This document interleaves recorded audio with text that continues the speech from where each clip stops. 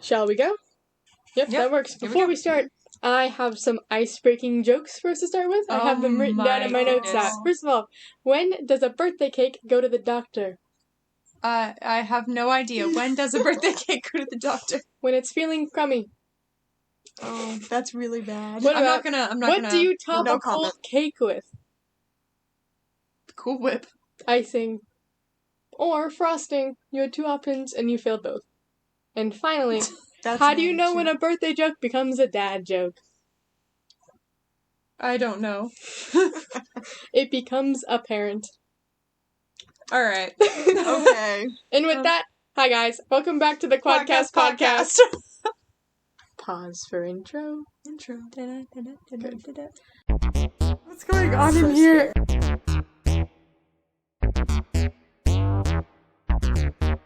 And they were roommates. Anyway. Alright. You said an I. Oh my god, they were roommates. Alrighty, so this week's podcast, Wendy is not here. She's gone, actually. Yes. In her place, we have our special guest, Wendy's roommate. Yes, hi, I'm Addison. I'm Wendy's roommate, indeed. She's standing in. Yep. Yes. And so since she's gone and her birthday just passed, we decided that it'd be fun to film a birthday podcast episode for her.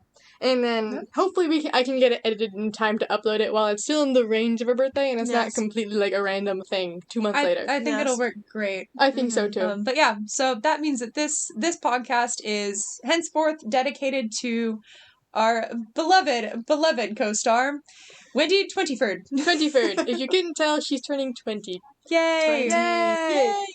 But no, so I kind of wanted to frame this episode around the idea of welcome to your 20s and saying goodbye to, sadly, your childhood. Yes. Because, I mean, when you turn 20, you're not really, like, in your 20s yet, I feel like. But you're no longer a teenager. But you're no longer a teenager. Like, you're officially no longer a kid. You can't turn back once you hit 20. Yeah. It's a special age. Yeah. It's a sad little existential era of sadness in adulthood, but still having too much childish thoughts. Yes. Yeah. So, I mean, I brought a couple, I asked we can talk about it later, but I asked my parent, I had a group chat with my parents and a group chat with my sisters, and I asked them, hey, what are some stories that you have where you think that I learned a really valuable lesson from my childhood? And my dad was going all deep, and like, this and this and this, and my sister was like, I have some funny stories of you being stupid. And I was like, that's fair. Both are very valid. Yeah, so I think we'll talk about both today. Get some deep stuff in there, and then also some just ridiculous stuff. Because what is this podcast without just us being a little bit ridiculous? Exactly. Yes. Yeah. And that way it's for Wendy, because I feel like that's so important. But also, hopefully, the listeners get some fun stories out of it. There are no visuals right now. Let's hope that no one's watching this from inside our door. That'd be kind of scary. But yeah, so hopefully we can get some good stories out of there. And maybe, just maybe, there's, I don't know, like my sister might see this when she'll get some preparation because she's going into high school. But yeah. Yeah. All right. Does anyone want to start? Well, I can just kick off with the very first response that my little sister gave me. Okay. Because, I reached out to my family with the same questions as Elena did. I was like, are there any stories or experiences y'all can think of where you feel like I learned an important lesson? And my little sister, I have 3 little sisters, the middle one, she reached out to me privately and responded, I can't think of like an explicit story or life lesson, but here's a thought. Maybe, just maybe, don't use your little sister as a crutch when you go ice skating and shove her down to keep from falling over. Which I feel like is a very valid life lesson. That's very valid. Yes, very valid and a good skill to have, not shoving people down. I agree. Yeah, so, don't step on the little man or use your little sister as a balance beam whenever you're about to fall over on the ice. Mm-hmm.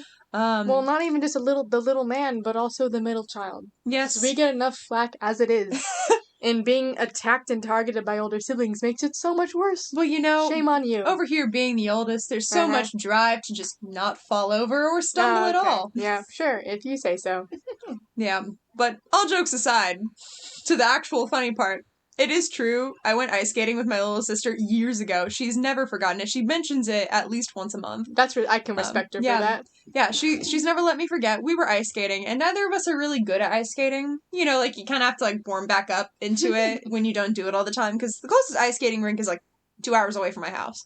So, special occasion. Yeah, you gotta commit to that Yeah, one. so special occasion, you know, like, we're warming up. She and I are, like, out in the rink. We're kind of holding on to each other for balance, and she trips for a little bit, which then I trip.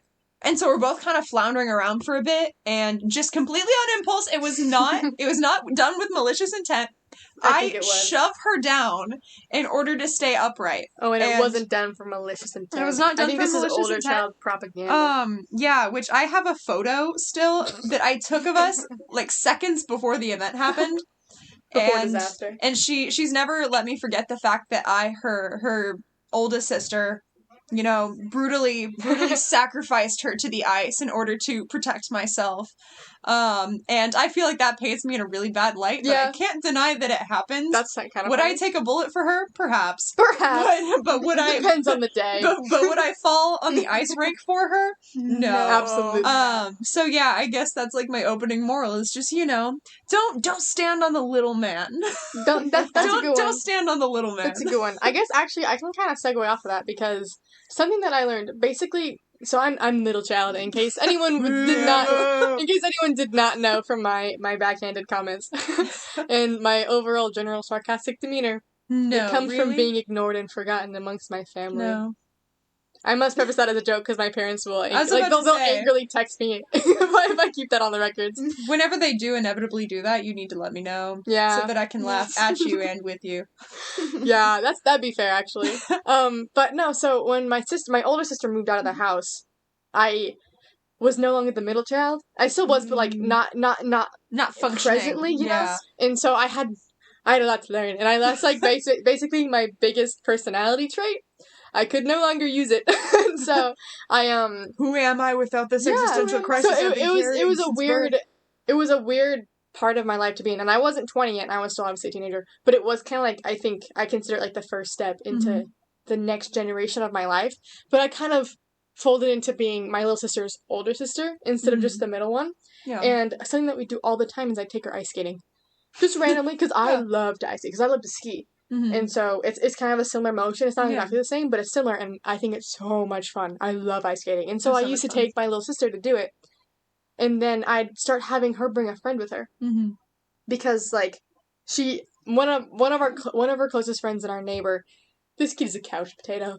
I'm sure that she'll show him this, and he'll probably agree, but he's just got, like, little gamer boy, so funny.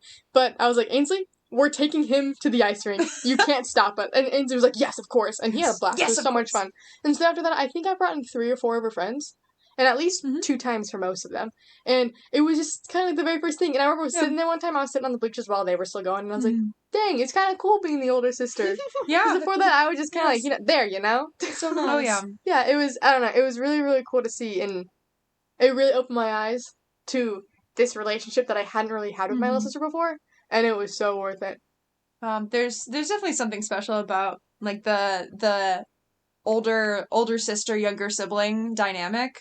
Which, quick preface, Addison, Wendy, and I are all oldest daughters in our family, so Elena's really just an island. Don't even get me, like, last year, it's different now because we have new people in here, but last year, every single girl in here was the oldest daughter. Yeah. I was the only middle child, or even youngest anything. I was like, what is this? I was surrounded from all angles. All angles.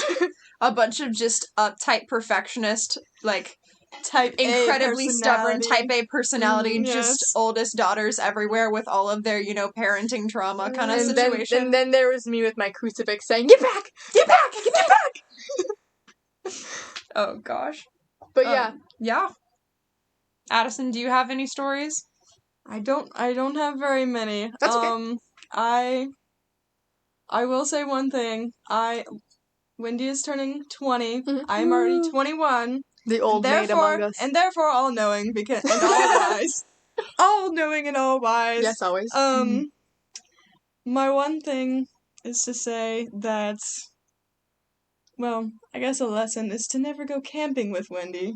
Oh, God. That's so fair. That's a good one. She's gonna be so upset because I don't actually think that she's heard it from our perspective that we thoroughly believe that it was her fault. Well, she'll know now. And I think that we should have an episode talking about the whole, because the whole experience is crazy. It needs its own episode. Yes, but that one specific thing, I think that you can talk about. Yeah. It's specific it's thing. wild. Well, I guess just an overview is so Wendy took us all camping.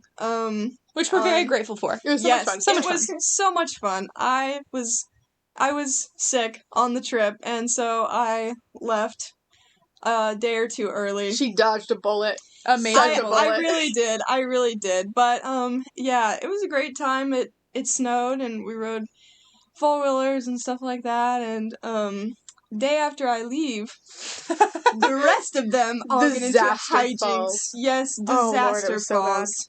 Yes, so I was scared. I will preface by saying that Wendy loves lighter fluid, Kerosene. Kerosene. propane, Wendy loves kerosene. anything like that. Yeah. Yeah. And honestly, that's a good place to get off. It's just the moral of the story is don't let Wendy near kerosene. Don't let Wendy near kerosene. Don't take kerosene on camping trips. Yeah. Like, because, I mean, both Elena and I are Colorado campers. Oh, yeah. And, you know, constant fire bans as well. Like, you don't camp with, like, the only lighter fluid is inside, like, the big lighter that you have. That's it. You don't bring any other fuel. Like, that's just, you don't do that. You don't do that. We went camping with Wendy for the first time, and I think all three of us... 3 bottles? 3 bottles of kerosene. They were prepared. I was like, why is there so much of this? They were planning to burn down some sort of building, I'm sure. Well, and then we did burn down a building. Yes. But that's a story for another time. Yes. That's a good little preface. Yeah. This means you guys have to stick around to see that episode. It will be right. something A little else. sprinkle of the I lore. think, we can get at least an hour out of just that whole weekend. Yes. Oh my goodness. Lore. Yeah. Every part of it was We're gonna have to get into ridiculous. more of the lore episodes, like the return, the I think so, 33 hours too. in the car. Mhm. I think so too. Spring break. I need to hear Spring about break, that. fall break, our drive over here. Yeah. Addison, so have much you stuff. heard the full story of our drive over here? No. It's like, I've you've seen heard the hype video. I have seen the hype video. I've only heard bits and pieces of it. Okay. But I need details. Yeah. I need the whole thing. It'll be a wild, wild ride. And Maybe that'll be a excited. fun episode. You I'm make excited. jokes about like how you're cursed with the podcast lore. I am. I really think that maybe it's just the curse of camping with Wendy. No, because fall break wasn't with Wendy. Oh, that's right. I think it's just me. Yeah. It could just be you. Yeah, probably. But That's but also I a story can- for another time. yes, a lot more podcast episodes coming out of that. Yes. But I Yes. can actually segue in with the 4-wheel comment. If you don't know, I like the word segue. I think I stole it from you from the Segue? first. Segue? I think I stole it from you from the first episode. But this was actually a story that my dad told to tell when I asked him what I learned, and it was the first thing he said, and it was so true. And so this is actually where we're going to go into an actual Deep moral thoughts. thing and a lesson that I learned and I still use today. Are you implying that my don't push down the little man is not a valid moral? Well, you push me down all the time, so the answer is no. Hey. You did not learn anything from that conversation with your sister. Anyways, so we have, I wouldn't say I live on a farm, but I have a barn and I have a chicken coop, and it's a decent-sized bit of property that you can get in Colorado because it's so expensive. Yeah. But we used to have this old 4-wheeler that stayed in the chicken coop, and we had a working one in the barn, and my dad wanted the old 4-wheeler moved from the chicken coop to the barn. And basically, I think I was 8, maybe 9. Risky age. Yeah, and then my older sister Bella was 10 or so, probably. And it's Thanksgiving break, and my dad sent us out there with the key to the working 4-wheeler and like 2 ratchet straps, and he was like, "Move the 4-wheeler from one to the other." And Bella and I were like, "What?" What? And so we were out there, I think probably 2 hours. Because we just couldn't figure it out, you know? Well, you're little kids. And so, like, you know, Bella and I's in there trying to gun the engine and get it to move, and it's not, it's a heavy 4-wheeler. And so, my dad loves this story because it's, like, probably, I want to say it's one of his proudest moments for us. And I know my aunt, who I go and spend Thanksgiving with now, she talks about it, too. Because it was her first time being with the family. Like, it was her first Thanksgiving that she married into the family. Yeah. And so, you know, she's still getting to know everyone, but she's sitting there, and I'm pretty sure she watched us for almost the full 2 hours as we, like, learned how to do it. And we eventually got there, you know? And honestly, game changer was learning that if you put the thing in neutral, the wheels roll. It took a long time to get there, but I mean, I didn't know that part of an automobile or whatever at the time. But I was like, when my dad said, "Yeah, you gotta talk about that one," I was like, "That's so true," because I don't know. I think it taught me, and what he's so proud of it teaching us was the ability to think outside of the box, and to be willing to admit that you're wrong. Because Belle and I had just been doing the same thing over and over and over again, and if we'd kept doing it, we wouldn't have gotten anywhere. And then when I think that Belle and I are finally like, okay, we're doing this wrong. Let's try something else. And I mean, I still use that today. Yeah. I don't know. I think that that's a valuable lesson that I think that anyone should learn, and not enough people do learn. Because people just stick to their guns so much. Yeah. And all it does is get them trying to move a four-wheeler that's not going to roll its wheels, you know? Yeah, it's like if your truck is ever stuck in the mud and you just keep spinning the wheels, you just dig yourself deeper. It's just going to make it worse. Yeah. No, I think that's a... First of all, I like the image of you being like 8 or 9 years old trying to push a four-wheeler. Oh yeah, we were just trying to push it with our hands. You were small. You were small. Well, especially at that age because I had my hormone problem, so I hadn't grown. I was the size of a kindergartner up until then. I was tiny, and I was like, I got it. I can push this four-wheeler. Little tiny Elena over there like, let's go. It did not work. No, honestly, I can also segue off of that. So many segues. So many segues. Always. It's like in DC. Flashbacks, trauma. Anyway, not a four-wheeler, but it is a car. Okay. And this was the story that my dad suggested as well. Yeah. I think it's his proudest moment, not because he has any reason to be proud of it. Okay. But he just thinks it's really, really funny that it happened to me. I like to think that I am a safe driver. When we get to the episode about driving over I have here, never driven with I Hannah. have some choice words for that. But then again, I have some choice words for myself too about that one. Anyways. Honestly, the trip over here just kind of destroyed any vague confidence I have in any of us. But anyway, so I like to think that I am at least a safe driver when I'm, like, I tend to struggle a little bit in the cities. Like, I can't multitask. Yeah. If I drive in the city, I can't have music. I can't be talking to people. Which is part of the reason why I had issues on the way over here is because I was trying to do too much. I'm just so chatty, guys. Sorry. No, I'm the chatty one. No. But yeah, so usually when I'm in the city, because, I mean, I live rural, and so all of my driving hours were mostly done rural. So I am excellent in the dark and on back roads. Oh, yeah. Like, I'm so comfortable. Like, I can drive in snow, I can drive in rain, I don't care about the conditions, but when I'm surrounded by all the noise of the city, that's when things get a little rough. That's fair. And Denver is a horrendous city to drive. Denver is horrendous. Yeah. I start praying like a Southern Pentecostal woman whenever I'm down there. It's like, oh, Father God Almighty, I pray your so fair. hand of blessing over this vehicle. Like, yeah. I've almost been flattened by an orange Mustang, like, 4 times. Weirdly, it's always an orange Mustang. I was going to say, that's very random. Yeah, it's very specific. So I just think orange Mustangs have it out for me. I think so too. But anyway, back on the subject. On just standard, like, rural roads or highway driving, like highway or interstate driving, when it's not in the city, I'm usually a very safe driver. Like, I don't speed. I am good at staying in my lane. I have good general spatial awareness. Yeah. Very good with watching for animals. And so stuff like that where, like, I wouldn't consider myself, like, an expert, because obviously I've only been driving for a few years now. But you know, like I have confidence in my abilities enough where I'm not going to be freaking out every single time I get behind the wheel. Anyway, this confidence was really put to the test one day when I was driving to work. And for frame of reference, I usually drive a little 2-door Jeep Wrangler. And he's got so much character. What's his name? His name is Gimli. Yeah. For any of y'all who have ever watched Lord of the Rings, in the movie, Gimli says, "We dwarves are natural sprinters, very dangerous over short distances." And that is why I named my Jeep Gimli, because he's short and dangerous over short distances, because he cannot do road trips. I once drove him on a loop to Colorado Springs, Denver, and then back to where I live, and he almost broke down like 5 times. Jeez. I was very scared when we reached like the no self-service zone. I called my dad before we reached it, and I was like, if I don't make it, if you don't hear from me in like 2 hours, come find me. I'm on this road. That's fair. So he's not a road trip car, but he's also very old, and so the AC only works on one setting. The music is really weird. the fog lights used to turn themselves on and drain all the batteries, so I used to carry jumper cables and jump him after work every single day. Jeez. Because no matter what we did, we couldn't figure out how to make the fog lights stay off. So we had to, like, completely replace parts. The transmission is new because the transmission broke at one point. Like, he's been through things. You know, just random issues.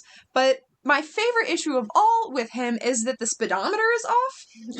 Oh, I do know the story. Yes, you do. So the speedometer on the Jeep is off by 5 miles per hour when you're in lower ranges and like 10 miles per hour when you're above 60 or 70. So like highway driving, you kind of just guess based on this, like you kind of just feel it out. And I've always been good at that when I'm driving the Jeep. Well, this particular day, I think the Jeep had a flat tire, which is also normal. You know, we take him off-roading. We use him like a dirt bike. Yeah. But anyway, so he had a flat tire. And I had to get to work. And so I took my dad's truck that has a diesel engine, you know? And I'm not used to driving this thing. The first time I drove it, it has like so much slack in the wheel, you feel kind of like Cruella de Vil because you're just all over the place. But yeah, so I'm driving this thing to work. I am blasting Mumford & Sons, which is the most dangerous music to be listening to while you're driving and you're going to be late for work. Just a bad combination overall. Yeah. So where I was driving, there's a very short passing lane. And I wasn't going to pass anybody until I realized that there was just enough distance between me and the car that was way ahead of me that was going slow, that by the time the passing lane was gone, I would be stuck behind them. And so I'm just thinking like, oh, like I need to get to work. So I get over in the other lane, and in the Jeep, you floor it all the way down and he barely gets up to 60. Yeah. Like he's just doing his best. Well, I was in the zone, you know, listening to Mumford & Sons. The Wolf is playing, having a great time. I just do what I've always done in the Jeep. It was just force of habit, not thinking. I floor that thing and the truck shoots off. Well, guess who's parked right across the street? An officer. He was waiting for you. Yeah, he was waiting for me, which is very fair. Like, they're on the prowl in summer because of tourists. So I dug myself a grave for that one, but I was just so oblivious. Like, I'm literally not even thinking that I'm driving the truck. And so I'm going very fast. And again, I don't really speed. You learned that on the trip over here. Like I follow this. I follow the speed limit. Because I'm a rule follower part of the time. Unless it pertains to my health. But anyway. So I floor it. I get pulled over. This is the first time and only time that I've ever been pulled over. And I'm freaking out. Like, oh my gosh. And honestly, the biggest thing I'm upset about is the fact that it wasn't that I got caught, but it was more that I did something so stupid. Yeah. And it wasn't until his lights turned on that I realized how fast I was going. I was so oblivious, because in the Jeep, it's not really worth it to look at the speedometer, because it's going to lie to you. You have to do math when you look at it. Yeah. And so in the truck, I wasn't even looking at the speedometer until the officer, like, knocks on the window, and he's like, ma'am, do you have any idea how fast you were going? And I was like, I actually have no idea. And I'm over here, like, trying not to cry. You know, just, you know, like, you're freaking out. Like, I think I was probably 17, 18 at the time. So, you know, I was still a new driver, and I'm like, I'm gonna get my license revoked. Like, you know, like, just spiral thoughts. The officer was very, very sweet. He was like, he talked me through the whole process. He was like, this is a first-time offense. Like, I'm not gonna mark you down for anything. Like, you're on your way to work. You've never done this before. You're young. He was very, very gracious, which also made me almost cry. And fun fact, his name is Pickle. I'm not kidding. Bless that man. But yeah, and I learned 3 things from this event. Okay. First of all, when you're passing someone, you shouldn't ever have to intentionally speed up to pass them. You should just already be going faster than them. That is what the passing lane is for. He made that abundantly clear to me. Because, like, you don't speed up to go faster. You just, like, the passing lane is not for blazing past someone. It's just for easing past someone. Yeah. Which is very fair, except the passing lanes around where I live are all very, very short. So they have to be going pretty slow, but I mean, mountain roads, so it makes sense. But yeah, so that was the first thing I learned. The second thing I learned is that my dad is right, because he warned me when I first got my license. He looked me in the eyes and said, you're gonna get pulled over in the first 2 years. And I was like, no, I'm not. He's like, almost everybody gets pulled over in the first 2 years. And I was like, no, I'm not. I'm not gonna challenge accepted. Exactly, it was a challenge accepted. Challenge Fail. He was like, year one, like, you're more cautious, but year two, like, you're feeling good. You have that confidence. Yep. And that's when everybody gets pulled over. Because you're still too young to, like, get over that sense of confidence. Because it's still new, but all of a sudden, like, you know what you're doing. Yeah. And so my dad was right. And so I was more scared to tell him what had happened because I was afraid to admit that he was right, which sounds very, very bad, but it's true. And the third thing I learned, which honestly, this is like taking it in a random, very deep side note, but this is genuinely the takeaway I took away from it, was just the amount of grace that this police officer showed me when I really should have been ticketed. Yeah. Like, it was almost court order, right? I was just below the speed where it's like a required court order. So by all extents and accounts, like, I probably should have received a ticket or at least something, like even a warning. Like no marks or points off. He just said, "This is a first time thing. You go about your day. Just don't do it again." And just that amount of grace is what shocked me and stuck with me the most. Is the fact that he just let me go, and honestly, it immediately, like, in my mind reflected, like, if I'm so stunned by the amount of grace that this random dude just showed me, why am I not more shocked every single day by the amount of grace that I'm just shown as a child of God? That's fair. Which, again, like, that sounds like such, like, a random, like, deep, like, ooh, spiritual, very liberty, very liberty-esque. Very I think Christian this university. is true. This event still happened back when I was, like, anti-liberty. Yeah. But no, like, and it really stuck with me because I was shaken by the fact, like, I almost wish he had given me a ticket because, like, again, I think it's the oldest child, like, I made a mistake kind of thing. But I didn't receive punishment for something I really should have received punishment for. And so that amount of grace just really resonated with me. And it kind of, like, I kind of just had chills for the rest of the day, just kind of thinking about it. Because it's uncomfortable to realize just how far we are from grace. That's fair. But just how much of it has been extended to us, and none of it we have earned or deserved. So, yeah, that was my random, like, life lesson takeaway. My dad requested that I did share that. Just so you can pat himself on the back for being right. Exactly. He's like, lesson number 2 was the best part. Exactly. He's not even hurt. I don't think I've ever even told him, like, the grace side of it. I had that conversation with my mom and sisters, but he wasn't there for it, and so I'm pretty sure he's just over there like, yes, I told her she'd get pulled over. So now you know, Dad. Enjoy. Yay. I think that's a very, very valid point, though. And sorry for any listeners who were not aware that this is a very Christian campus and it will most likely be brought up from time to time. But I think that we really do ignore how many blessings we get in our day-to-day life. And I think that we take that for granted a lot. Absolutely. Yeah. And I mean, you've heard this story. Where it's still one of my biggest regrets. And I try not to regret very many things. Like, I do bad things, but I take it as a chance to learn, you know? Yeah. And, like, I won't say that I'm always sorry for what I did, but I always learn from it, you know? So I would never change it, and I would never change mistakes that I've made, unless it really, really hurt someone. Yeah. And this was the one case where it's, like, one of my biggest regrets. So, what was this? I was going into my senior year. This was the summer before senior year, and we had a school reunion for our middle school. Which sounds so ridiculous. It was a little private Catholic school. That's so weird. And so our class had a graduating class of, I think it was 20 people. Yeah. And so, we were all going into our senior year, and we were doing a little reunion of that summer. And so I went with my friend. I was like, this is so exciting, it's one. And I get there, and it was just, like, the biggest letdown of my life, you know? And it was purely my fault, because I had been such an introvert and so, like, curled in on myself during middle school that I basically had no friends. Yeah. I had 2 friends in middle school, loved them to death. But they were hanging out with their friends that they'd gone to the same high school with. Yeah. And so at this middle school reunion, they were hanging out with the middle schoolers that also went to the same high school as them, which is totally fair. Yeah. I never judged them for it. But so the entire time, I was just sitting back and I was like, holy crap, I screwed up so many things, you know?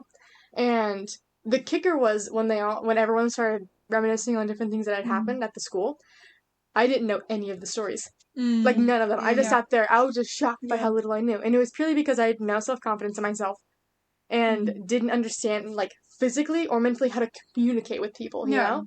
Like, it was... I say this joke all the time. I don't think I have here, but I used to say it all the time. My sophomore year of high school, the year after I started lifeguarding, I used to come home with sore throats every day. because I was talking so much and I'd never talked that much before. Yeah. And so, like, one of my coworkers once said, he goes, oh, Elena's allergic to communication. I was like, yeah, I kind of was. And so my middle school experience was just that, like, on crack. I didn't talk with anyone.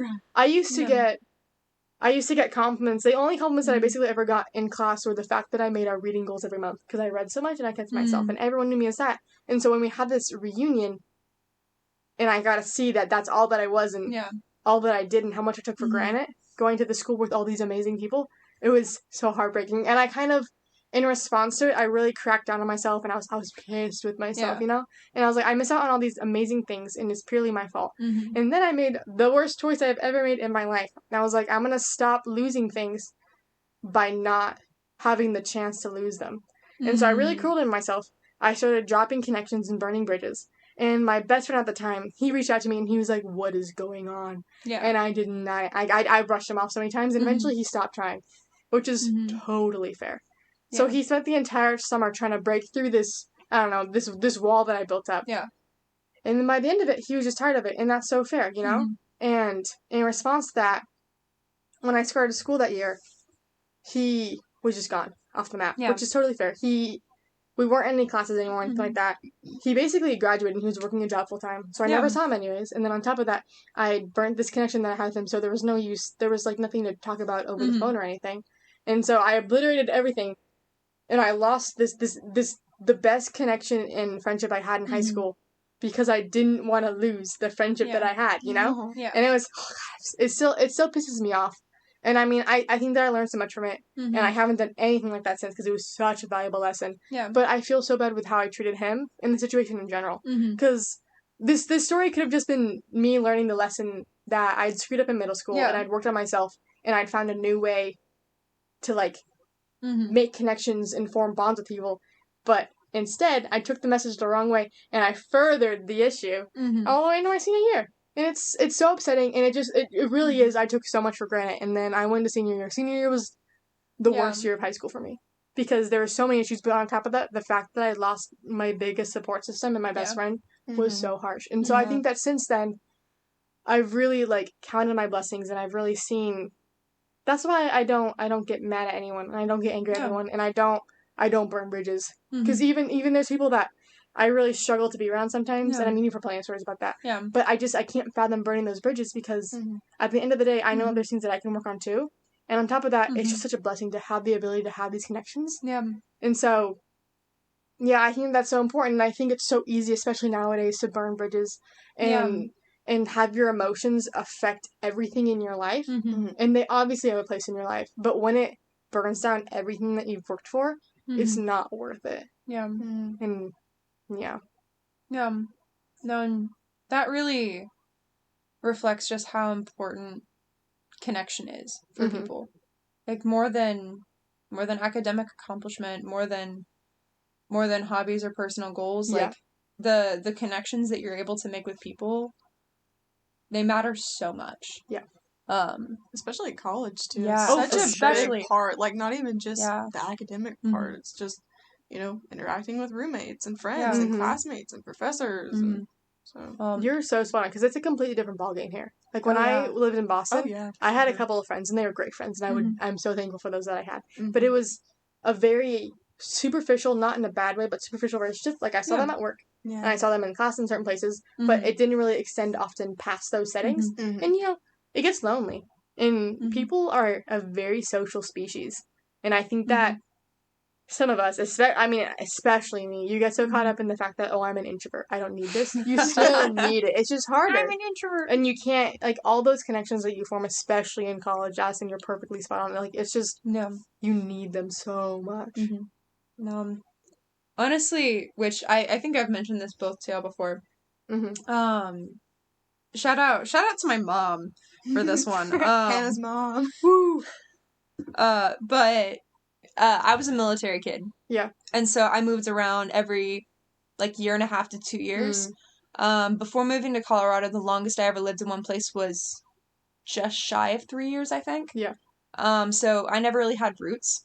I got really, really good at making friends fast and then letting friends go. Because again, like I was always in a different place and I was very, very close with my siblings, which I'm very grateful for. But again, like I never had like long standing relationships. And then we moved to Colorado after my dad retired. We've been there for 9 years. Yeah. Which is wild to me. But the issue with Colorado, like in the military, we were always in cities because that's where the base is. Mm-hmm. But Colorado, we moved to a rural small town, which I have thoughts on rural small towns. Oh. And they have heard my thoughts. Oh, yeah. I think that it is a beautiful place and it's very nice to not be living in the heart of a city, especially with all the chaos going on just in the world right now. Mm-hmm. You can be very detached. You don't have to deal with like social issues as much. Like you can just kind of live your life and it's very peaceful. But it also can be very isolating because if you're not already in somebody's circle, there's a very low chance of them ever inviting you in. And it was just very different from anything my family had experienced before because we always lived in military hubs. Mm-hmm. That's true. People were used to having families come in and out and they were like, yeah, you can come over for dinner. Like, like, I don't know, kids felt more friendly when I was in these cities where it was normal for people to move around. Mm-hmm. We moved to Colorado and it was just so isolating socially. I went years without making friends, and it wasn't for lack of trying because again, I was very well practiced in making friends. But in this community, people just didn't want anything to do with me because I was an outsider. I didn't grow up with them because it was a very generational place. Like people were living there, their parents lived there, their grandparents lived there, like ages long. It's an exhausting dynamic to live in, dude. That's how the curse of Grand Junction. We can talk about that so much, like in a different episode for sure. But it's so true. It's so exhausting. Yeah, it was so different from anything I had seen before, and it was very, very challenging for me. Like it was very challenging because again, people are social creatures. Like you need connection, and I just didn't have that outside of my family. And again, not for lack of trying. And I remember talking to my mom about it. This was ages ago, and what she said to me has always stuck with me. And she told me it's important to build friendships when you're young because it teaches you how to have friends. But the friendships that matter most are the ones that you're going to make when you're in your early 20s. She's like, the ones when you are an adult, those are the people that you still have. Yeah. And she's like, occasionally you're going to have one or two friends from early childhood that you'll keep. Mm-hmm. But the majority of your connections in your adulthood are going to be the people that you met in your adulthood. Yeah. And you grow up through the early stages of figuring out being a grown-up. But yeah, she really encouraged me with that. She was like, having a gaggle of people around you in middle school and high school, it's good for development. Yeah. But it's not as essential as finding those connections when you reach adulthood. Yeah. She's like, the friends that you meet in college are going to be the ones that will shape you the most if you let it. That's so true. And I think I told you the bridesmaid comment. Oh yeah. Which this has also always stuck with me. And sorry to any guys that are listening, this doesn't inherently apply in the context of bridesmaids. But she always told me that again, you don't have to be best friends with every single person you meet. You don't have the capacity for so many best friends. So true. But just having good friends, like the people that you know are good friends, if you look at a person and you imagine them like they're going to be a bridesmaid in my wedding, that's when you know you've made that connection. Like, I want you there for the really big events in my life. And that's just always stuck. And I mean, y'all are on the list now. Let's go. Let's go. I've never been in a wedding. Yes. Me neither. You'll be in mine. No, I was a flower girl once. Yeah. Very, very small. Yes. But it's very small. Very small. Yes. But now I can be something bigger. That's fun. That's so true, though. Yeah. Honestly, and that really applies so much to this quad. Mm-hmm. I believe that, like, I think that Wendy was the game changer. Because before... In so many ways. Before we rescued her from the commons. And it was a rescue. This room, our room was kind of like the common room, you know? Yeah. Chloe would come in here and it was the three of us. The little newbies. Yeah, we had great roommates. They were all amazing. But they were all seniors doing their own thing. They were doing their own thing. And then we saved Wendy. And we moved out. She was always in the middle room. And so we moved out there. And then since then, the dynamic in here has grown so much. And the bridesmaid comment... or whatever people who aren't planning on having bridesmaid want to call it. Good friends comment. But no, it's so true because Wendy and I had talked about that during the summer. She was like, I'm just so shocked by the idea of going back to a group of friends, you know? Yeah. And that's and I was like, that's so true. Yeah. For me, it was even just, I was so shocked to be going back to the same school, you know? This year was my first year not moving into a new college or having to, like, uproot my entire life. And I was so excited for it. So fickle. Yeah. I was so excited for it. And the biggest part of it was I knew I had a support system to go back to. Yeah. And it's a support system that's going to last longer than just 4 years of college. Yeah. Honestly. Unless I do something very, very bad and you kick me out, which would be so fair. I think that'd take, like, you murdering someone at this point. Sven's on the hit list. We never know. No, honestly, I was kind of thinking the same thing too. Like, I mean, I'm a junior, but I was at Liberty, then I left for a while, then I came back. But As we all do. Yes. but I was coming back and I was thinking this summer, I was like, wow, like, I'm actually coming back to people I know, and I'm so excited to see all of them, and, like, just not having to start over making friends again. Like, kind of piggybacking off of Hannah. Like, I've moved around a lot too, and I've always lived in the U.S., but I've lived in the mountains, I've lived in the swamp, in the desert, in the hills, all that, and She's it's seen the world. mostly just the U.S., but She's seen the country. She's seen the country. I have seen 42 states, and I'm That's going- impressive. That's really impressive. My goal is to see all 50. Oh, yeah, for sure. But yeah, definitely moving around all that. It's it's hard, like having to make new friends every time, and I unlike Hannah, I'm not good at making friends. I disagree. No, you clicked immediately with us. Immediately. Give yourself a little more When I credit. accidentally moved in with Wendy. That's so true. Not gonna lie though, Yep. you are exactly what she needed. Oh, I agree wholeheartedly. It was she needed yeah. you. Yeah. Let me preface by saying I did not know anyone was in that room. And so, You yeah. walk in and there's just a person's stuff everywhere. Yes, I was coming back to Liberty, and it was a spring semester, and I was like, I'm just gonna move into a room, I'm not gonna bother anybody, I'm just gonna chill, find out Wendy is in the room. Oh, dude, and I will say, I was felt so bad. No, don't feel bad. She was so bent on the fact that no one was moving in. Because she was the one with the single. She and Chloe had the two singles in the back, right? And her stuff was the entire room. Your bed had been taken down. They Like, dismantled it with, like, piecemeal. Really? Oh yeah, she Really? dismantled the entire bed. Her room was Stop. great, so much room. And so then White Glove rolls around, and I'm like, Wendy, you gotta put it back. And she's like, no, I don't. I'm like, yes, you. First of Yes, all, you the RAs require it. Second of all, Yes. what if someone moves in? She goes, no one's gonna move in. I was like, you gotta get yourself off that side of the room. And it was like pulling teeth together to Yes. move all of herself over to her side. Like Wendy, living Yeah, to death I can when you imagine. watch this, but like It was funny. it was a fight. Yeah. I was like, you can't do that. Well, and I remember it was December, like winter break. I was Yes. at a friend's house, like sitting in front of the fire, Yeah. just chilling, and my phone buzzes like 3 Yes. times, just immediate secession. Yeah.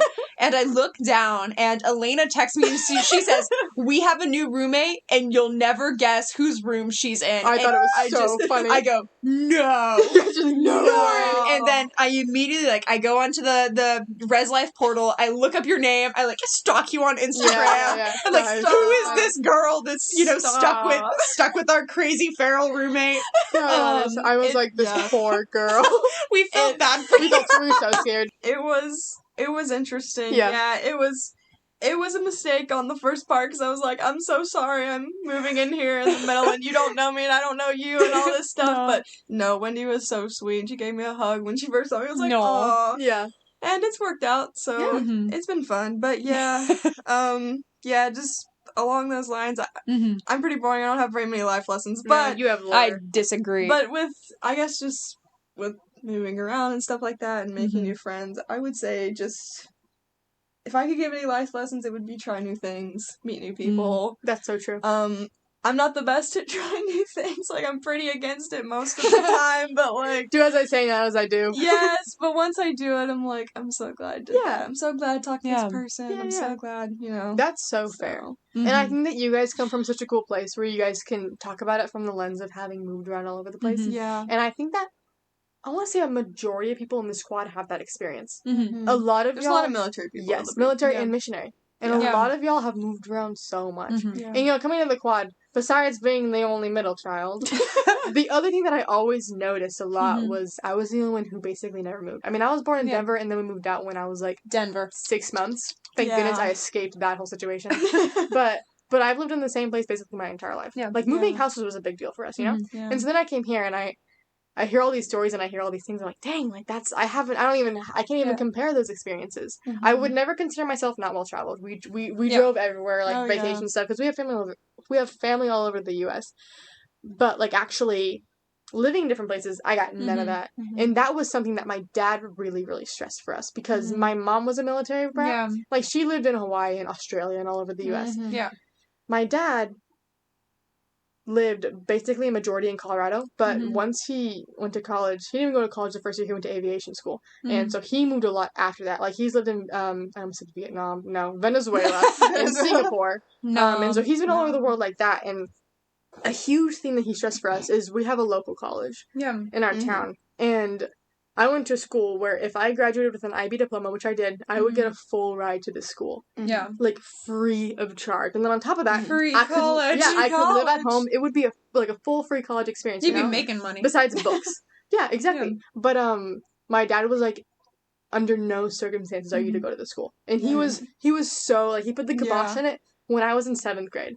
Like, that's wild. My sisters and I knew from the get-go, you are not going to CMU. Yeah. And people used to be mind-boggled by that fact. Like, to me, I was like, I'd been hearing it for so long, I was like, okay, that makes perfect sense. Yeah. You're going to go out into the world, and you're going to do your own thing, you know? We're always here for you to fall back on, and for you to come home to every winter and that kind of stuff. Yeah. But you have to go out and experience the world, and you have to learn if you can do it by yourself, and you've got to meet new people. Yeah. And going to the local college, you're not going to get that, you know? Yeah. And I remember once someone told me, they were like, that's so harsh of your dad. Like, how could he expect you to do that? And I think, from an economic standpoint, I get why people are mind-boggled, because it's so expensive. But I think that, like, a cost-benefit analysis, the experiences that you get versus the expenses that you pay makes it so worth it. Absolutely. Like, I always supported my dad on that decision. And I'd fight tooth and nail to be like, no, he's right. This is what you have to do. Yeah. And I mean, just even moving to Boston for a year, I learned so much from it. I'm glad that I transferred, but I was so far away.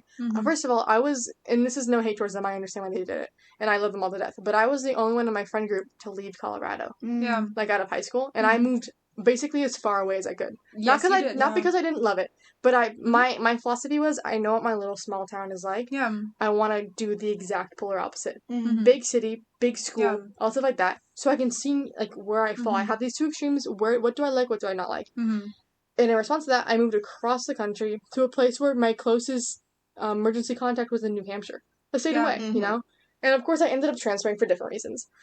But I would never... My dad asked you when I transferred, when I was beginning to transfer, he was like, well, what if you come back to CMU? Because I think he was missing Bella and I, which were so fair. And he liked having us close. But I was like, no, I'm sticking to your philosophy even if you won't, good sir.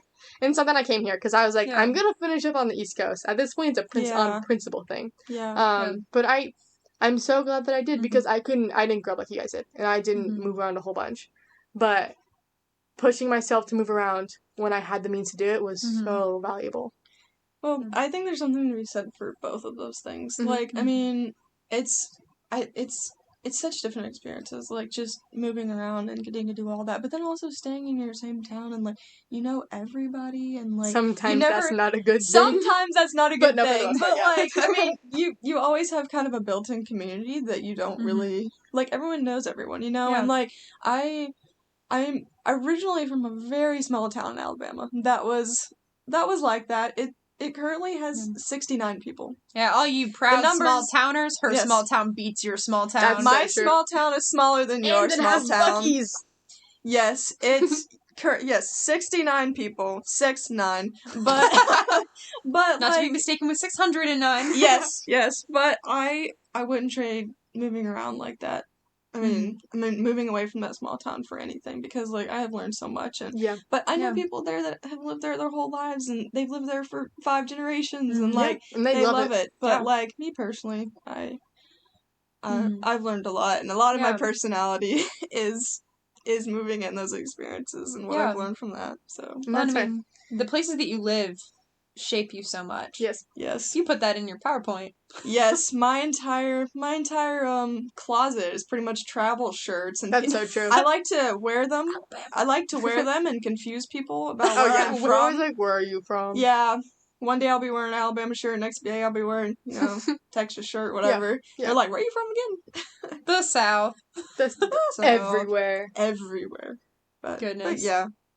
Dude, complete side note. Did I ever tell you when your mom like stopped by, was it a couple weeks ago? She like Yeah. last week, whatever? Yeah, last week. Yeah, and she like stuck her head inside, was like, "Hi, Yes. Hannah, just had to come say hi." Yes. And literally 2 seconds of hearing her southern accent, mine came back. Stop. Mine came back. I've actually never heard it. My southern accent. Yeah, you guys talk about it all the time because it Yeah. happens when you. It listen happens to whenever British. you're gone. It happens Yeah, when my legit, 'cause mom. Yeah. it's when you hear southern accents that you start bringing Yeah. yours back, and I don't think I've No, ever been in the yeah. room for it. No, mine is the same way I've been too. I've been in a different room and I've heard you guys laughing about it, but I was like, I Mhm. can't hear her Not say gonna it. lie, if I watch Princess and the Frog, it comes back. We'll put it on the It's list. that Louisiana. I have the Louisiana draw. Yes. And it's only present when I'm around, because I mean, again, I gained kind of the Colorado Yeah. accent. It's a little higher, Yes. little less of a draw. Dude, I didn't think but- that we had an accent. Oh, yeah. but because There's a clip to it. we were like on the rifle team. Yeah. I think for nationals, we Uh-huh. were all. It was Wendy and then 2 of our teammates, Mhm. both from Virginia, and Yes. we're all sitting in the hotel room, and they're talking about accents or something. And I was like, "You guys are so strange. You guys have this accent, and it's so weird to me because I don't have one." And they all turn to me, and they all go, "You do." And I was You like, do. "Oh, So what I've noticed with Colorado is every vowel kind of sounds like an Eh. like Stop. no, like it's not accent, it's accent. accent, What? Accent. accent." Like everything Accent. becomes more pinched in the Colorado Mm. accent. We're in a hurry. You're in a hurry. We got places to In the be, South, mountains you're to in climb. absolutely no hurry. Like everything's drawn out and It's slow. that's funny. and- It That's fine. depends Yeah, on where you lingers. are in the South. Yeah. There's different Southern accents. Where I'm from in Alabama, it's slow, deep, like Yeah. You go to Georgia Drawn and it out. switches. Georgia's fast. they are fast. That's Yeah. weird. Yeah. Yeah. All them Atlanta people are in a rush. Guess so. Rush hour. Atlanta is rush hour. Yes. Avoid Atlanta's airport if you can. The real Yes. moral of the story. The real moral Real of the moral Is story. it worse story. than the DIA? Okay, I love Denver Airport. Me too. I think it's so funny. We need to have an entire episode dedicated Conspiracy to theories. Denver conspiracy Yes. theories. What? The It's Lucifer coming. lore. What? It's coming. Lucifer. What? Addison, You don't you've know- never heard that? No. So when you leave the Denver airport Yes. and you go I've through been this there. roundabout, there's this big horse, like the Denver Mhm. Broncos. I think like a big old Yeah. horse. It's blue, I think I might and have seen when that. the guy was it has the red glowing eyes. Yeah. And when the guy was making it, it fell over, crushed, and killed him. So it's called way. Lucifer. Lucifer. Yes. No The demon way. horse. Mhm. The biggest moral of the story is don't look Lucifer in the eye. Don't look Lucifer in the eye. I think I did. Well, I've been there You're like screwed. twice. just then you're screwed. I have seen There's the no horse, hope and I'm for you. pretty sure I Oh. looked him in the eye. That's scary. My favorite airport. R.I.P. Addison. Yes, That's fair, that's fair. yes. My favorite airport is Sky Harbor Airport in Phoenix. It's so cute, dude. It is the nicest. never been. Airport. It's so nice. Yes. That's where I flew back when I went Yes. home for Christmas this year. I went through Oh, there, yeah, and yeah. Bella picked me up. It's When we said, beautiful. "Guys, it's so great." I was like, "This Yes. is the most adorable little airport ever." I will Yes. say, I got out and I basically roasted immediately. Yeah. And I was like, "Get me out of this Yeah. horrible state." But the airport is cool. Yeah, the sun is brutal. Yeah, it's in kind of rough. Phoenix. It's kind of rough. I'm allergic to the sun. Yes, you are. Yes. Prolonged silence. I have no comment towards you. I'm just That's all we Just got. yeah. Yeah, that's all we have. Yes, Yes. you are. Yeah. Yeah. Well, Well, do we have any more, or do we want to wrap it up? I do not. yeah, I have one more excellent okay. moral. One more. I have one more excellent moral. And it doesn't have to do anything with childhood. Okay. But, I feel like in Wendy can, and Addison now too as well. Not even two. Not now. Okay. Long-standing thing. Mhm. Just advice, good advice for going into the 20s, especially when you're at a Christian school, especially when you're at a Christian school with guys. Here's just the Oh. excellent moral, and I'll spare you all the details. When a creepy guy asks if you're single, it's totally okay to lie. Yes. I'm or wear I'm- your fake engagement ring. You yes. did one of those. Yeah. Yes. Oh. Good night. Wow. The RA just walked in. Want to say hi? Hey. That means that we're up past curfew, guys. Yes. Moral of the story is you can do it and get away with it. As long as you're in the dorm. As long Yes. as you're in the dorm. But anyways. But Anyway, Hannah, yeah. tell us. Anyway, yeah. Moral of the story: which we'll definitely have another episode in the future just about all the random experiences we've all had on Liberty's campus. I think, Yes. yeah, for sure. But yeah, moral of the story, it's just a nice little takeaway, you know, in honor of Wendy entering her 20s, and she is now, according to the stalker I had over the summer, now that she is young and fertile. Yeah. Apologies. Don't like that. You know. This episode's gonna come out before we talk about that. That's gonna sound so bad. That sounds sounds horrendous. I know. Someone told her that, guys. We'll get to the full story later. My stalker said that, so just Gosh. yeah. Anyways, that's a teaser for the future. Yes. But yeah, so Wendy, now that you're in your 20s, you've already had these experiences, but you know, just a good piece of advice for anybody who's reaching adulthood. If you're a guy, if she's nice to you, she's not flirting with you, she's just nice. And if a creepy guy asks for your number, it's okay to say no, and if he asks if you're single, it's okay to tell him no as well. Yeah, stay safe out there, and if you're not interested, you don't have to pretend that you are. And also, right. in Logan fashion, she is our marketer and advocate of the Quadcast podcast. Wendy, never fall into a guy's arms while you're walking up the stairs. Don't trip and fall. Don't trip and fall. Don't fall into his arms. Don't take his phone and then put your number in. That's all I have to say about that. Yeah. I can't wait you too. But that actually does remind me, because I mentioned in the beginning, we love you, Logan. I did ask my parent chat and then my sister chat, and my dad gave all these great answers. Yes. And you know what my sister said? Yeah. They go, don't fall out of trees head first and not tell the parents. And I was like, oh, that's a fair one. Yeah. For anyone wondering, I did do that. Do your parents know now? They know. I was, I think, 7 when it happened. Okay. So I fell out of this tree, right? Okay. And I remember falling, and then I remember waking up about half a mile up a hill with Bella dragging me by my arms. Like a cord? Yeah, she dragged me up the hill. And Bella said that she remembers me, like, tanking head first into the ground. And I think we told Mom and Dad this past Christmas. That's wild. They were like, what? So, yeah, I have to put that one in because Bella told me I had to say that one. Yes. Nice little pitch. Just if you're gonna fall out of a tree, don't fall head first. Yeah. And you can keep it from the parents, they'll never know. Should you? Yes. Probably not. But with that, yeah, I think that we should wind it up. I have a couple more stories, but I think we can get another episode out of it. Like a childhood lore episode would be a lot of fun. Yes. There's so much. That would be so fun. But at the end of the day, happy birthday, Wendy. And for everyone watching, just take life every single step of the day. You'll learn something new. Mm-hmm. And there's so much to it. And I mean, we talked a lot about college, but I learned a lot in high school. And there's lots of after that. Mm-hmm. And you every single day comes with a different surprise and a different thing you should learn. And you should never take that for granted and always keep chugging forward. Keep an open mind. Yeah. Yeah. Mm-hmm. Well. All right. With that, happy birthday, Wendy. Happy birthday, Wendy.